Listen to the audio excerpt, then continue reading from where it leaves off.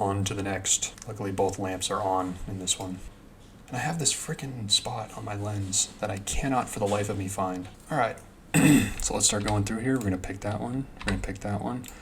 This one's really bright, but it's not too bright. So I'm gonna pick it. I'm gonna use this just for cleanup in the certain areas where I need it. This is a beautiful flash shot. I love this shot right here. We got the side of the bed. Yeah, we'll take that. I don't think we really need this shot right here, but you know, perhaps. Up here, this reduces the fan, but let's see if I actually got one that gets rid of the fan shadow. Yeah, I didn't. Sweet, grab that one though. This one is not needed. This one, we might as well grab it. So we got our layers. We'll select all of them and we'll go edit in layers in Photoshop. Let's do it. All right, so we got the layers loaded in. This one is the beautiful flash shot that we took. So we're gonna drag that underneath the ambient layer and we'll go to luminosity and bring this down to 50%. Oh, here's a beautiful problem. A beautiful problem indeed. So now what we gotta do is let's just bring all these back. So as we go through, you'll see that the zoom changed on these photos, which sucks. But luckily, Photoshop has thought of that. And what we can do is go up and auto align all of these layers. And we'll see if by some miracle, it aligns all of these layers properly. I don't know if it did, but we'll find out. Actually did a really good job. And for half of these photos, it is zoomed in quite a bit. So the way we're going to alleviate that is we're going to select all of these photos and we're going to make a group from these photos. And I'm not going to worry about naming it. I don't care. We're going to go into transform and we're going to bump this up quite a bit, put that in the center, and now we'll go through and see if, okay, so can I adjust the group and get everything? I think I can.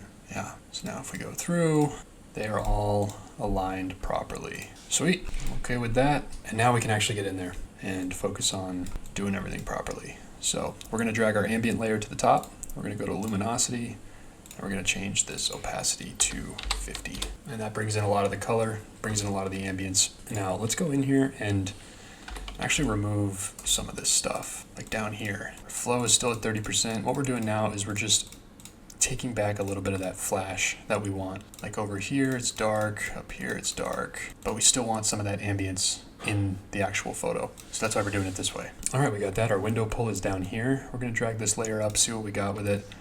It looks like this just flashes up the left side of the room. So we'll go in here, we'll hit Control I, and if we wanna bring back any of that detail, we'll do it this way. My flow is a little high for my liking, so we're gonna go Shift 1, get that flow down to 10%, and we can just start slowly bringing in some of that detail. Slowly bringing it in. You can see that bed lights up nicely. That's looking good. I believe there's a right side of the room that we need to get. That's the top. Pardon. We're gonna do the same thing here. We got this fan shadow up here. So the way we're gonna get rid of that is we're just gonna paint right over it. And that's too bright. Unfortunately, I did not get a shot where the fan shadow goes away.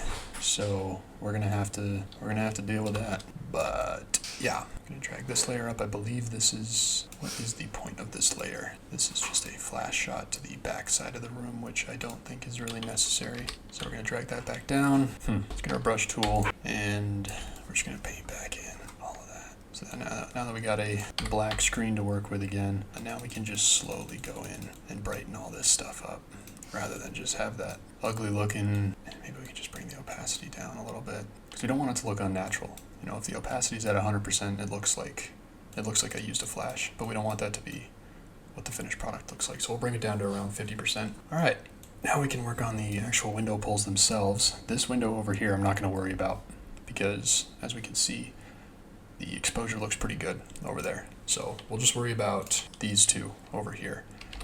So we'll zoom in and we'll start the wonderful process of, no, I don't want the pen tool, I want the lasso. Start the wonderful process of carving out these windows here. Hit X, make sure white's on the bottom, and we'll hit delete. Yeah, I mean, we'll worry about it later. And going around the bed is the most tedious part, so I will be right back.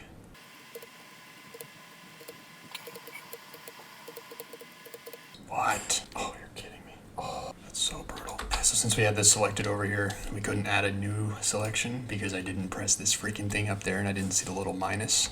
around the lasso tool. So now we have to go back in and do it again. All right, we're back. So we got this part selected, and now we're gonna use the minus tool to remove these beams from the selection. And the reason I'm not using like the square tool just to select these beams is because there is some distortion within the lens that I'm using. I was using like a 14mm lens or something like that, so there's gonna be quite a bit of distortion in there, just kind of like that fisheye lens distortion that curves everything. So I want to get more precise and use an actual lasso tool to account for those curves. So now we got everything selected, we got our white on the bottom, and all we gotta do is hit delete. And just like that, it comes to life. We'll worry about that later.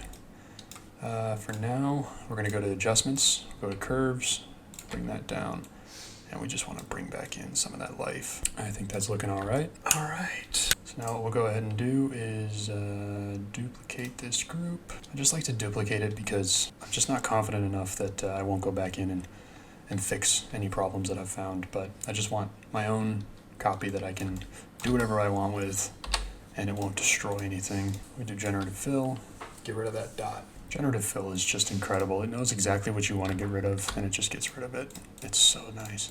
You don't even have to type anything in, you just generate it and it'll guess what you want to remove. But it's like, I can barely even see this dot right here and it knows to just get rid of it. It's so cool. I'm gonna attempt something here. I want to get rid of this shadow down here. I don't know if, I was just out here glazing the generative fill, but I don't know if it'll pick this up. I don't know if it'll know exactly what I want to get rid of, so we'll see what happens. Oh my goodness, you are kidding. It knew exactly what I wanted to get rid of. That's so crazy. That looks beautiful. Still got the fan shadow in there, but surely it wouldn't be able to get this right. I'll never complain about Adobe pricing ever again if it can get this. Moment of truth. Let's see what happens. Oh my goodness. I'm at a loss for words. All right, I can't believe my eyes.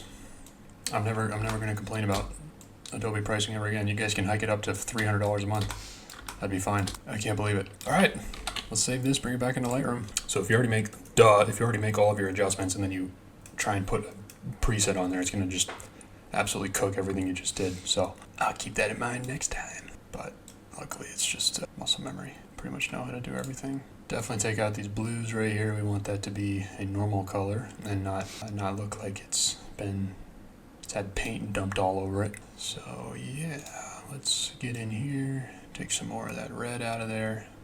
Just bring back that color. Luckily it's not affecting the wood too much. It's looking pretty good. That's our original, and that's what we got right now. Get some sharpening in there, bump up the detail, get a little bit of noise reduction in there, just a little bit, not too much. All right, I like it. Next photo.